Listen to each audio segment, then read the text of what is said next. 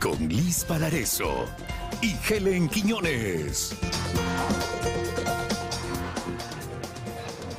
Vamos con el desarrollo de las noticias, les contamos. El presidente Daniel Noboa aseguró esta mañana que el crimen organizado intentó desestabilizar al gobierno luego de enterarse de la militarización de cárceles. Además mencionó que al igual que la fiscal general ha recibido múltiples amenazas en estos meses. Como con un intento de golpe de Estado, porque eso era lo que estaba planificado. Las 2 primeras semanas de enero se los iba a ejecutar. Antes de decretar el estado de excepción, el presidente de la República sostuvo este viernes que el crimen organizado intentó desestabilizar al gobierno los primeros días de enero, luego de haberse enterado de la militarización de los centros carcelarios. Yo personalmente, y eso se lo cuento como anécdota, pues he estado en un cruce de amenazas con líderes de grupos narcoterroristas que amenazan a mis hijos, amenazan a mis padres, amenazan a toda mi familia, pues. En un tono relajado sostuvo que han sido semanas complejas para los funcionarios públicos encargados de la seguridad, que constantemente están siendo amenazados de muerte, al igual que la fiscal general Diana Salazar. A veces conversamos, comparamos amenazas. Dice, bueno, ¿cómo te fue hoy? Hoy dice que me iban a poner un coche bomba. Ay, chuta, qué pena. Y a ti, bueno, hoy vinieron unos militares, cruzaron la frontera por el norte y me querían matar. Ay, chuta, qué pena. La fiscal, en cambio, recalcó que estas amenazas no la detendrán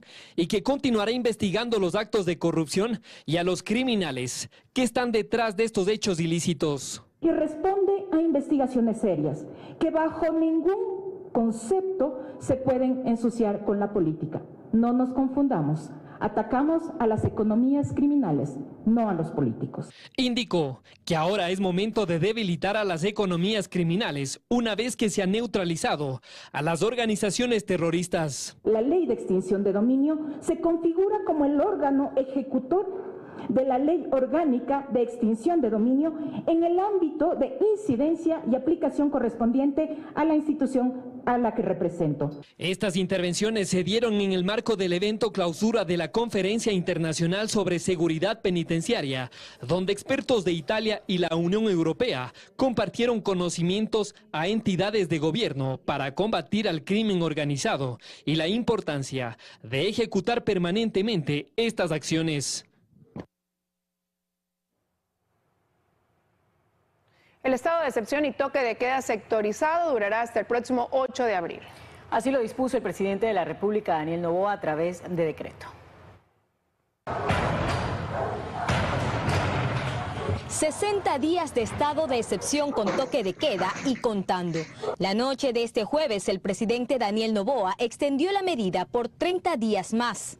Se renueva por 30 días más la declaratoria de estado de excepción en todo el territorio nacional por grave conmoción interna y conflicto armado interno. En el decreto firmado por el presidente también se mantendrá vigente sin cambios el toque de queda sectorizado. En todo el territorio ecuatoriano para garantizar el orden público, la paz social y la convivencia pacífica. La disposición incluye el control de todos los centros de privación de la libertad que son parte del Sistema Nacional de Rehabilitación Social sin excepción alguna. Y se recuerda que la actividad de los militares y policías se debe enmarcar en el ordenamiento jurídico ecuatoriano y en el respeto a los derechos humanos de toda la población. En estos 2 meses de estado de excepción y toque de queda vigentes en todo el país, se han realizado más de 150.000 operativos, decomisado más de 200.000 municiones, 14 terroristas fueron abatidos y más de 12.000 personas resultaron detenidas, 280 de ellas por terrorismo. Esta ampliación de estado de excepción y toque de queda estará vigente hasta el próximo 8 de abril. Una exfuncionaria del Cuerpo de Ingenieros del Ejército canjeó un trabajo de remodelación de las oficinas de la Corte del Guayas por un fallo judicial. El caso Purga destapó una vergonzosa dinámica de compra-venta de resoluciones que se acordaban por chat. En las conversaciones aparece nuevamente Mayra Salazar, pieza fundamental en los asuntos de la Corte de Justicia del Guayas y quien se encargaba de procesar los pedidos express de fallos a la carta. En un extenso diálogo entre Mayra y su contacto Andrés Militares, el personaje desde Quito le había pedido ayuda en torno a una acción de protección con medida cautelar interpuesta por el militar Freddy Játiva, comandante del Cuerpo de Ingenieros del Ejército en contra de la empresa Metropolitana de Obras Públicas. Andrés le dice: Mayrita, buenos días. Deseo que tenga un lindo día. De ser posible y factible, por favor, me indique si tenemos alguna noticia o avances. Hoy me corresponde informar a las autoridades del ejército sobre el tema. Mayra Salazar le responde. Hoy la presidenta le insistió al juez Valareso se apure revisando eso, porque estuvo de vacaciones. Una semana después, Mayra le reporta a Andrés. Hola Andrés, eso está en despacho de los otros jueces. He hablado con ellos y me han dicho que hoy tratan de sacarlo. Por favor, tengamos un poquito de paciencia. Pero en medio había una oferta para remodelar las oficinas de la Corte en Guayas. Entonces el contacto Andrés Militares le escribe a Mayra Salazar. Please, Mayrita, para sacar la cotización, costos y manos a la obra. Deseamos que quede muy bien esa sala. La oferta que se hace para la remodelación de la sala de la presidencia de la Corte de Justicia del Guayas. Y más adelante incluso se evidencia un comprobante de depósito supuestamente para el pago del piso por $1,485.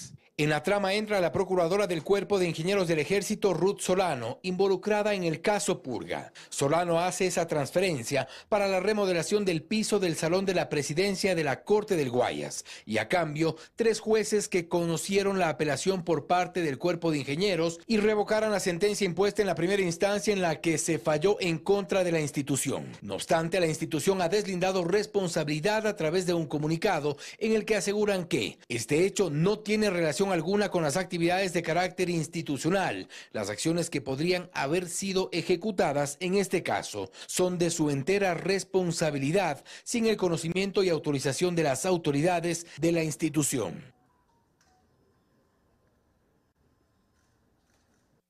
Las investigaciones en torno al caso Metástasis continúan. La Fiscalía General del Estado llamó a declarar a la fiscal provincial del Guayas, Yanina Villagómez, la excomisionada para la pacificación carcelaria, Claudia Garzón, y Anderson Boscán, periodista de La Posta. La Fiscalía se encuentra tras las conexiones de una presunta red de delincuencia organizada, el caso Metástasis. En el marco de las investigaciones que efectúa el Ministerio Público aparecen nuevos personajes. Anderson Boscán, periodista del medio digital La Posta, cuyo nombre consta en conversaciones con el narcotraficante Leandro Norero que fueron reveladas por la Fiscalía. Ha sido llamado a comparecer y así reaccionó. Un proceso de investigación que celebro, aplaudo y apoyo. Habrá plena colaboración con el sistema de justicia. También se ha solicitado la comparecencia de la excomisionada para la pacificación carcelaria, la colombiana Claudia Garzón, señalada por la prensa de su país por su extraña cercanía con alias Fito y alias el patrón Norero, a quienes visitó en prisión. Tema que, ha dicho Garzón, era simplemente parte de su trabajo. No mantuve ningún tipo de relación fuera de lo humano y en el marco de la pacificación penitenciaria. Otra de las llamadas a declarar es Yanina Villagómez, fiscal provincial del Guayas en funciones, que ha preferido guardar silencio y quien, según Fiscalía, ha hecho caso omiso a 4 llamados a comparecer. Pero no solo rendirán su testimonio. La Fiscalía ha pedido a la Unidad de Análisis Financiero UAFE y al Servicio de Rentas Internas que remita en 72 horas un informe sobre sus transacciones bancarias, compra y venta de bienes, establecimiento de fideicomisos, acciones y demás. Solicitó también información sobre sus entradas y salidas del país. Lo mismo para otras 15 personas sobre las que el Ministerio Público ha puesto su lupa en este caso. Y tenemos más información referente a estos temas. Sí, el Consejo de la Judicatura se declara en emergencia tras lo conocido hasta ahora en el caso Purga. Como una necesidad extraordinaria y emergente se ha calificado a la designación de jueces temporales en la Corte Provincial del Guayas. Y es que 3 días después de las detenciones de 7 jueces por supuesta delincuencia organizada en el caso Purga, el titular de la Judicatura, Álvaro Román, ha confirmado que la Corte Provincial se encuentra en emergencia. Este señalamiento consta en una resolución aprobada por unanimidad en el Pleno en sesión extraordinaria. Tenemos que asumir con responsabilidad. Está en una situación muy crítica la justicia en Guayas, en Guayaquil. Por lo tanto, esas personas que van a ser nombrados como jueces temporales tienen que ser gente proba y sobre todo con lineamientos, es decir, con lineamientos de transparencia y con valores. Y por esta razón el organismo definió los procedimientos que se llevará a cabo para la convocatoria de la designación de los magistrados que deberán operar en la Corte Provincial. Por lo tanto, hay que hacer una selección adecuada y de esa forma garantizar la administración de justicia en esa. Frente a los cuestionamientos sobre la vinculación de los jueces con el sistema judicial, la Judicatura ha preferido que las acciones administrativas y disciplinarias queden en manos de la Dirección Provincial del Guayas, que hoy se encuentra a cargo de Hugo González, nombre que la Fiscalía ha indicado vinculará al caso Purga. A mi manera de ver, lo que corresponde de manera inmediata es la suspensión de quienes están convocados a este proceso judicial y luego también resolver el tema de qué sucede con los operadores de justicia que están en estas circunstancias. Los magistrados investigados en esta red de corrupción judicial guardan prisión preventiva, al igual que la expresidenta de la Corte de Guayas, Fabiola Gallardo, y el exasambleísta social cristiano Pablo Muentes. No obstante, dentro de la instrucción fiscal no se ha descartado involucrar a otros funcionarios de esta misma entidad.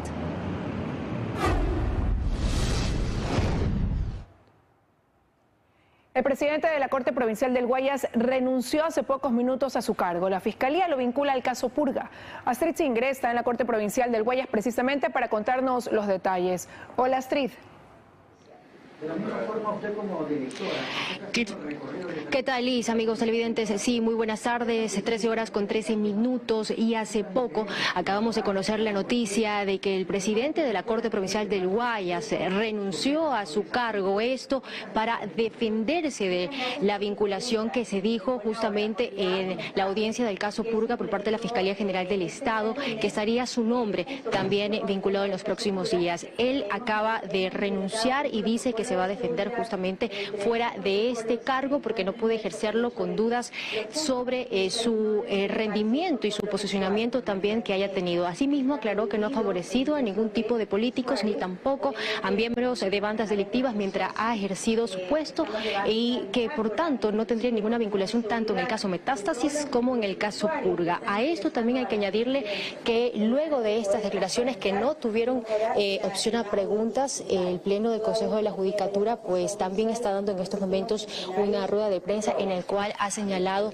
que ha venido con equipos técnicos desde Quito para poder brindar el apoyo a la Corte Provincial de Justicia. Ahora, en manos de quien queda justamente la Corte Provincial, pues ha sido el mismo presidente de la Judicatura, Álvaro Román, quien ha dado el nombre de Francisco Morales, quien va a tener que asumir esta presidencia de la Corte Provincial del Guayas una vez que se sesione la Corte Provincial, porque la decisión es autónoma de la Corte Provincial de Justicia. Ha sido claro el presidente de la Judicatura, Álvaro Román, no tiene nada que intervenir el Consejo de la Judicatura ni tampoco la Dirección Provincial del Guayas. En ese sentido, según lo que determina la normativa, será el más antiguo quien pues asuma la presidencia de la Corte Provincial de Justicia y ese pues sería el doctor Francisco Morales quien estaría al frente de esta presidencia. Hasta aquí la información, compañeros, amigos televidentes. Aún continúa dándose la rueda de prensa con los vocales Solanda Goyes y también Álvaro Román, así como también de la directora de la Corte Provincial del Guayas. Regresamos al estudio con más información. Gracias por la información. Amigos, ahora les contamos que nadie está por encima de la ley, dice Jaime Nebot, tras la detención de Pablo Muentes, hombre de su confianza. El líder del Partido Social Cristiano reitera que no apoyarán el juicio político contra la fiscal general del Estado, Diana Salazar. Nadie, absolutamente nadie, está por encima de la ley. Todo ciudadano debe responder por sus actos. Reapareció en este video que difundió en sus redes sociales. El exalcalde de Guayaquil y líder del Partido Social Cristiano, Jaime Nebot, se refiere, sin mencionarlo, a la detención de quien se sabe era uno de sus hombres de confianza, Pablo Muentes, hoy procesado por el caso Purga. Corresponde a la Fiscalía probar sus acusaciones, a los acusados ejercer su derecho a la defensa y a los jueces sentenciar de conformidad con la ley. Y dice que no tiene ni ha tenido necesidad de influir en la justicia, rememorando las acciones tomadas contra algunos funcionarios cuando estaba al frente del municipio de Guayaquil. Ni siquiera se atrevieron a decirlo cuando como alcalde de Guayaquil pedí y logré que las autoridades competentes destituyeran a 17 fiscales que ponían en libertad a los delincuentes, ni tampoco lo dijeron cuando llegué al extremo de castigar con mi propia mano a un juez que se había aliado con una mafia de pipones para atacar a Guayaquil. Sostiene que quienes vinculan al PSC con los hechos que hoy se conocen en el caso Purga lo intentan desprestigiar y reitera que en el juicio político a la fiscal general no votarán por su destitución. No votaremos por la destitución de la fiscal general. Esta es nuestra posición. Nosotros sí tenemos palabra. Al video le llamó La verdad en 5 minutos. La calumnia es el primer depredador.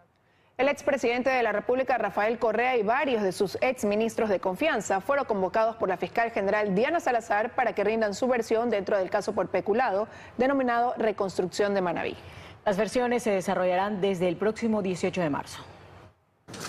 En total son 22 las personas que convocó la fiscal general Diana Salazar en el último impulso que consta en el proceso dentro del caso Reconstrucción de Manabí, una causa penal que procesa al exvicepresidente Jorge Glass por un supuesto desvío de cerca de 1.600 millones que fueron recaudados para la rehabilitación de Manabí y Esmeraldas luego del terremoto de abril de 2016. Desde el próximo 18 de marzo, exfuncionarios de la Revolución Ciudadana deberán referirse al proceso. A las 15 horas de ese mismo día está convocado el ex canciller y mano derecha del correísmo Ricardo Patiño, quien está asilado en México tras ser procesado por un caso de instigación. Una hora más tarde, la exministra de Transporte, prófuga de la justicia por el caso Sobornos 2012-2016, María de Los Ángeles Duarte. El listado continúa el 19 de marzo con la versión vía telemática del exsecretario del Agua, también con cuentas pendientes con la justicia Walter Solís Valareso. A las 16 horas, el expresidente Rafael Correa, quien también cuenta con una orden de prisión vigente desde septiembre de 2020. No quedó sino demostrado que utilizaron la tragedia humana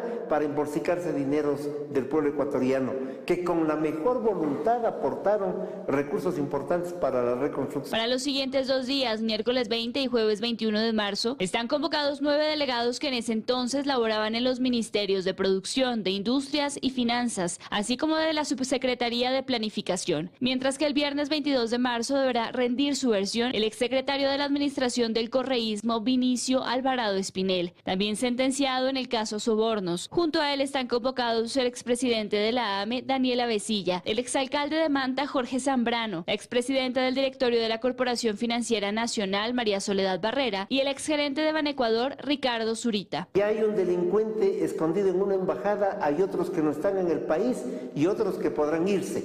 La justicia que tarda no es justicia. Los 90 días de instrucción fiscal otorgados dentro de este proceso concluyen el próximo 4 de abril.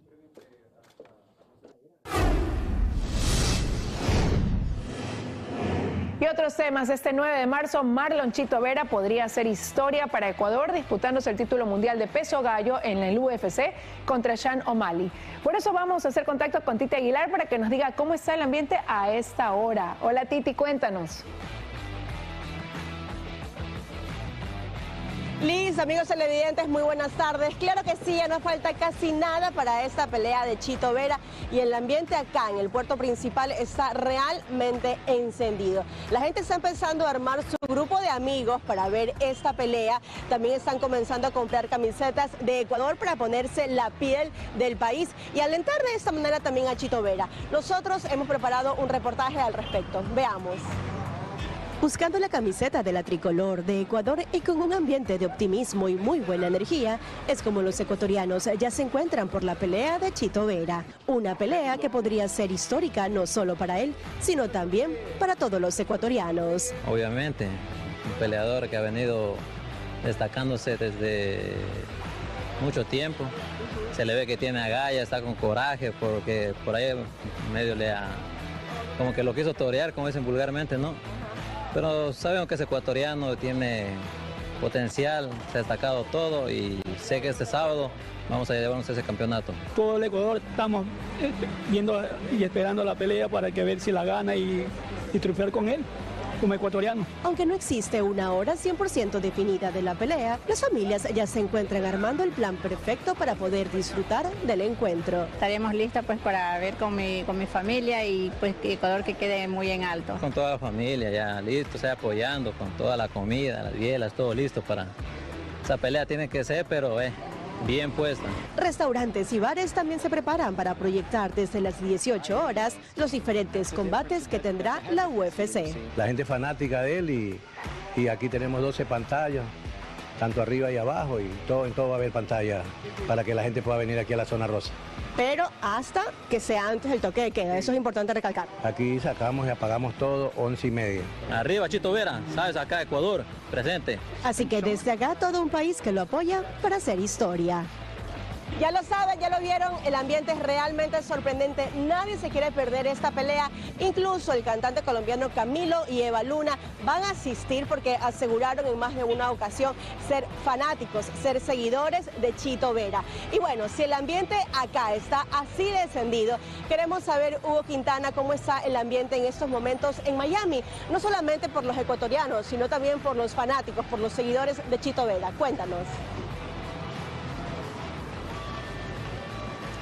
Titi, amigos, ¿qué tal? Buenas tardes. Acá también gran ambiente en Miami, sobre todo desde ayer, que ya han empezado a llegar los ecuatorianos para poder presenciar lo que será la pelea entre Sean O'Malley y Chito Vera este sábado acá en el Kaseya Center, donde además van a disputar el título mundial de la división peso gallo. Como sabemos, ayer en la conferencia de prensa oficial hubo público y gran parte de ese público fue ecuatoriano y fueron los tricolores quienes pusieron el calor en el Kaseya Arena, alentando en cada intervención de Chito, silbando a su oponente, a Sean O'Malley, pero en fin, un ambiente fantástico. Hoy en cambio se realizó el pesaje oficial, 1 a 1 fueron subiendo a la báscula los peleadores de la cartelera del día de mañana. El segundo en hacerlo fue Sean O'Malley, dio el peso sin problemas, pero a Chito hubo que esperarlo. Pasaba cada uno de los luchadores, sobre todo aquellos de la cartelera principal, y no veíamos a Chito, no subía a Chito, todo empezaba a indicar que estaba tal vez con algún problema para poder dar el peso que necesitaba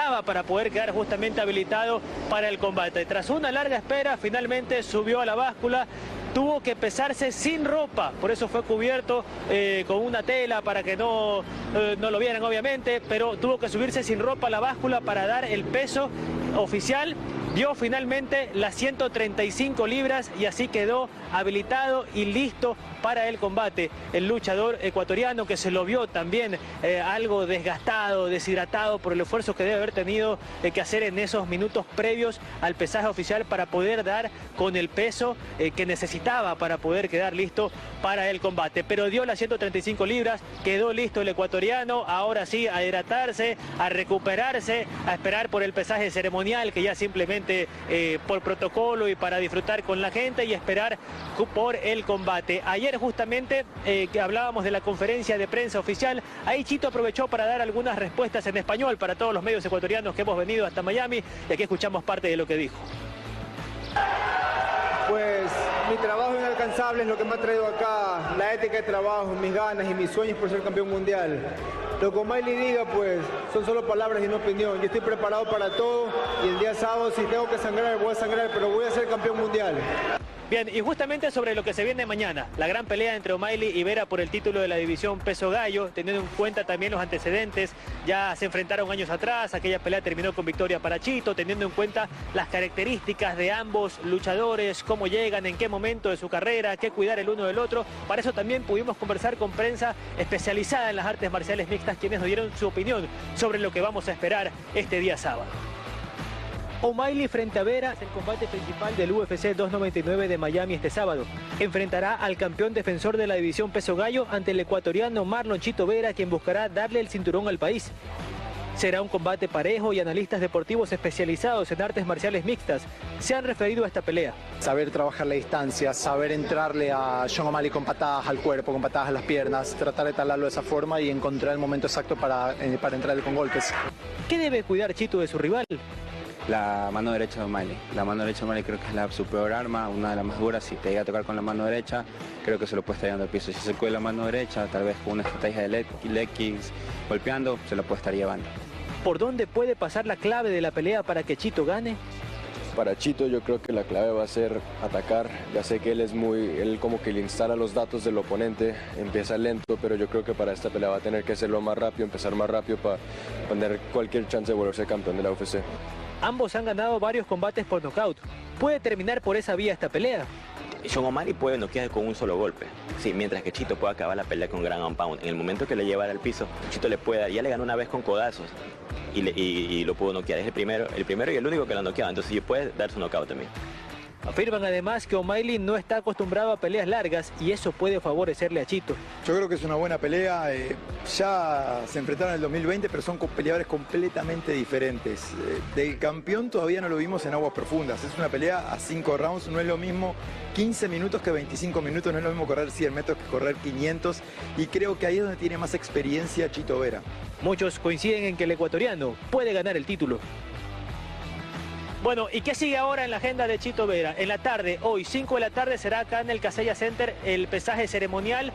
Será al igual que fue la conferencia de prensa oficial ayer, con presencia de aficionados. Ayer hubo buena cantidad de ecuatorianos en el Casella Center. Hoy seguramente habrá incluso más tricolores apoyando a Chito. Luego de eso quedarán ya listos todos los peleadores a la espera del inicio de la cartelera del día de mañana. Nosotros seguiremos acá atentos a cualquier información. Más adelante en Deporte Total vamos a tener más novedades y por supuesto en la noche en el noticiero estelar también con los detalles de lo que habrá dejado el pesaje ceremonial y cómo viven los ecuatorianos esta previa del UFC 299 de Miami, donde peleará Chito Vera por el título mundial. Con eso por ahora me despido, ustedes siguen con más.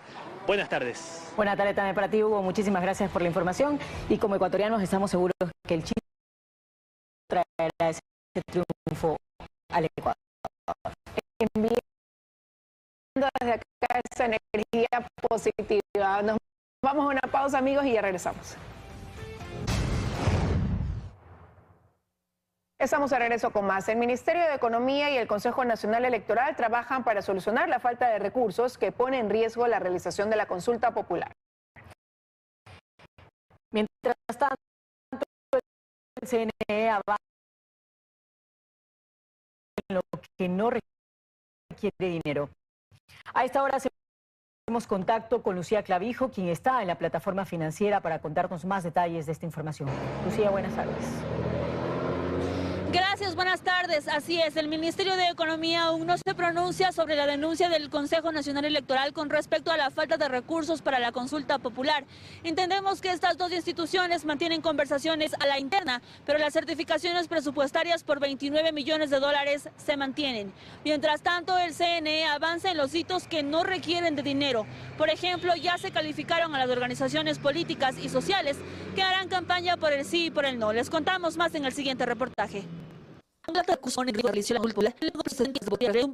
Por ello, el Consejo Nacional Electoral camina, pero con preocupación, hacia el 21 de abril y lo hace con los hitos que no requieren dinero. Por ejemplo, este jueves, 10 de las 21 organizaciones políticas y sociales inscritas para hacer campaña por el sí y por el no fueron calificadas. Se trata del Movimiento Pueblo, Igualdad y Democracia, Movimiento Amigo, Movimiento Avanza, Movimiento Pachacutic, Partido Socialista Ecuatoriano, Unidad Popular, el Movimiento Creo, la Unión Nacional de Educadores, la Confederación General de Trabajadores y la Confederación de Pueblos y Nacionalidades Indígenas del Ecuador, AMARU. Sin embargo, las que no fueron aprobadas aún tienen recursos.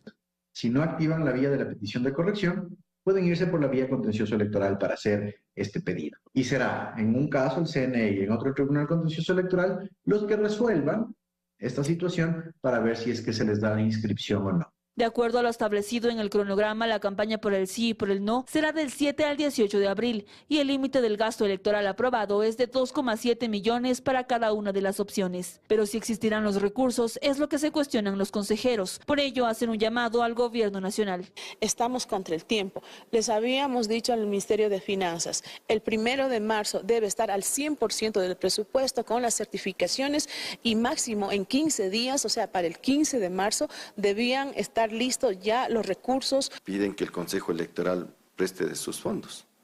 ¿Qué quiere decir? ¿Que tenemos que prestar de los sueldos de los funcionarios? Es preocupante porque el señor presidente es el que pidió esta consulta popular, mientras tanto Finanzas dice no hay dinero. Además, los 285.917 miembros de las juntas receptoras del voto ya pueden capacitarse desde este 8 de marzo. Y bien, el Ministerio de Economía ha dicho que una vez que hayan resoluciones se pronunciarán al respecto. Nosotros estaremos pendientes y les estaremos llevando más información. Continúan ustedes en estudios. Muy buenas tardes. Buenas tardes también para ti, Lucía. Muchas gracias. Amigos, ahora les contamos que en el primer trimestre del 2024 en Ecuador se han registrado 35 feminicidios. Desde el Ministerio de la Mujer se enfatiza la importancia de transversalizar la ley de prevención y erradicación de violencia contra la mujer en el país. Entonces, esta plataforma va a estar alimentada por los datos de 9 instituciones y nos va a permitir entender dónde están las mayores incidencias, en qué contexto se vive y de esa manera poder ejecutar las políticas públicas de una manera más eficiente. Contamos ya con un cronograma aprobado que nos va a 2005 tener andando. Y en este Día de la Mujer, nuestra inspiratoria es Emilia Vera, coordinadora de Guayaquil. Solo también da pies de arte.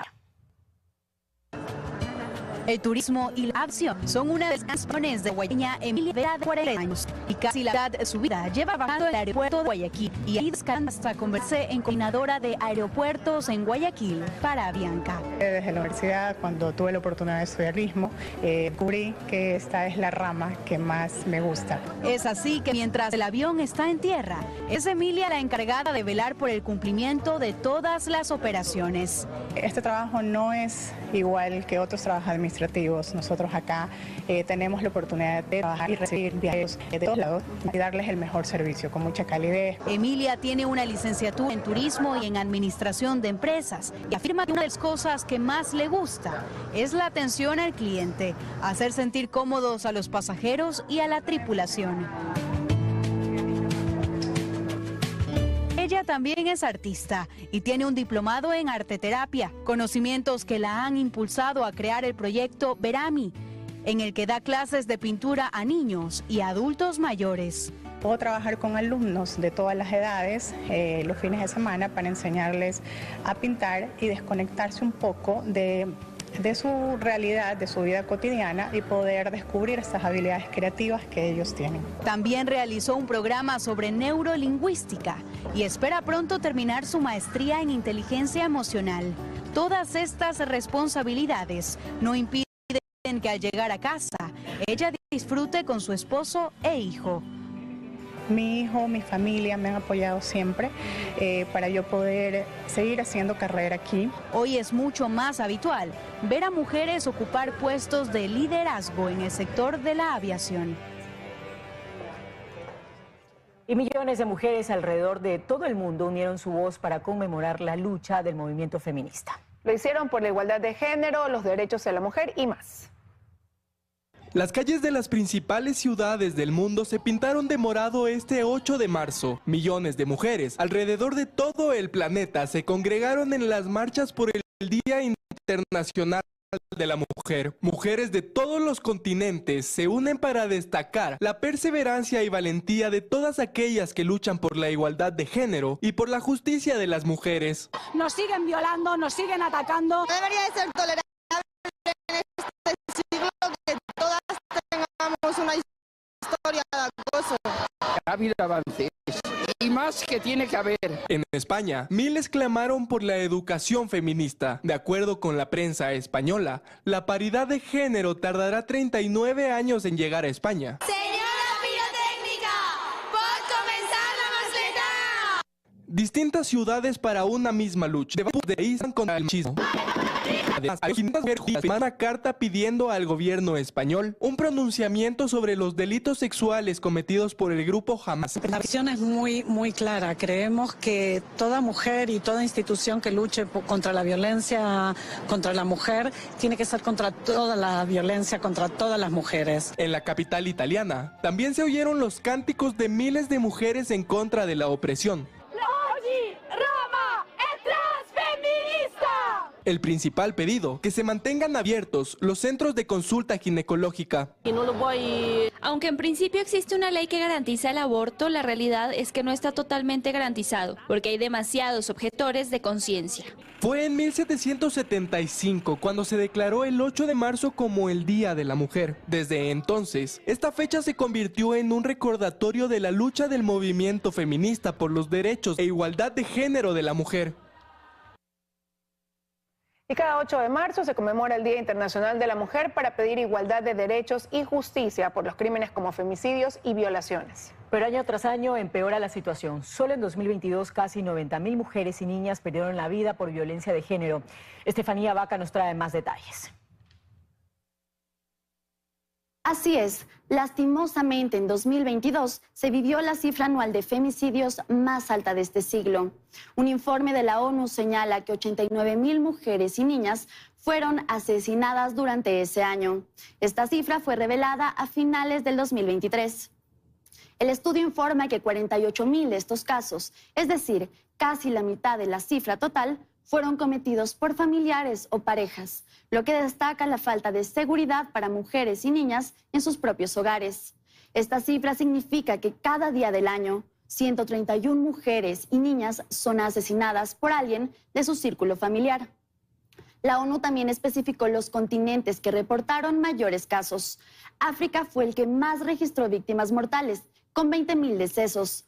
Los datos de asesinatos en mujeres y niñas en los otros continentes no es específico, pero se habla de un aumento del 29% en Norteamérica en comparación con las cifras del 2021 y descensos en Europa del 21%, América Central del 10% y en América del Sur del 8%. Este alarmante número de femicidios es un recordatorio de que la humanidad se sigue enfrentando a graves desigualdades arraigadas a la violencia de género.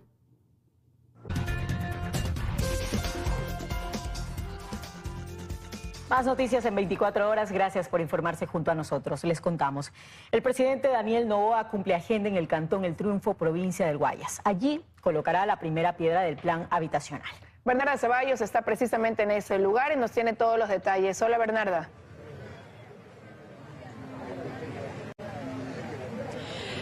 Helen, ¿cómo están? Liz, muy buenas tardes. Cuando son 13 horas con 44 minutos les comentamos que el presidente de la República, Daniel Noboa, cumple agenda aquí en El Triunfo, en la provincia del Guayas. Inclusive podemos observar en imágenes que ya el presidente acaba de arribar justamente al sector La Carmela, en donde en pocos minutos el primer mandatario colocará la primera piedra del plan habitacional Construyendo Vidas, que se ejecutará en este terreno en el que nos encontramos en el sector La Carmela, como ya nosotros lo hemos mencionado. Este plan habitacional es ejecutado entre la prefectura del Guayas y el Midubi. La prefecta del Guayas también se encuentra en este momento recibiendo al primer mandatario.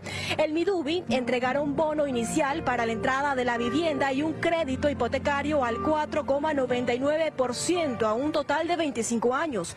Este plan tendrá 49 soluciones habitacionales, un total de 16 departamentos y 33 casas. La casa modelo se tiene previsto que esté lista para el próximo 31 de abril. Muy bien, en este momento, cuando son las 13 horas con 45 minutos, el presidente de la República acaba de arribar hasta este punto, junto también con la prefecta del Guayas. También en este momento podemos observar que hay presencia ciudadana en este punto del cantón El Triunfo. Y también es importante mencionarles que quienes deseen obtener una vivienda en este plan habitacional deberán acercarse a las entidades bancarias que tienen este crédito 499, se inscriben y posteriormente entrarán a un proceso de selección. Podemos observar, como ya nosotros lo hemos mencionado, presencia ciudadana que vienen a conocer un poco más acerca de este plan habitacional, y también las autoridades, el jefe de Estado junto a la prefecta del Guayas se están dirigiendo en este momento juntos a esta carpa, este stand, en donde justamente hay un plano, correcto, un plano para poder apreciar cómo se construirá este plan habitacional justamente ya en pocos meses, y para el 31 de abril se tiene previsto que esté la casa modelo. Esa es la información que nosotros les tenemos hasta este momento de la tarde. Nos quedaremos en este punto siguiendo la agenda del presidente de la República. Ustedes continúan con más. Muy buenas tardes. Gracias.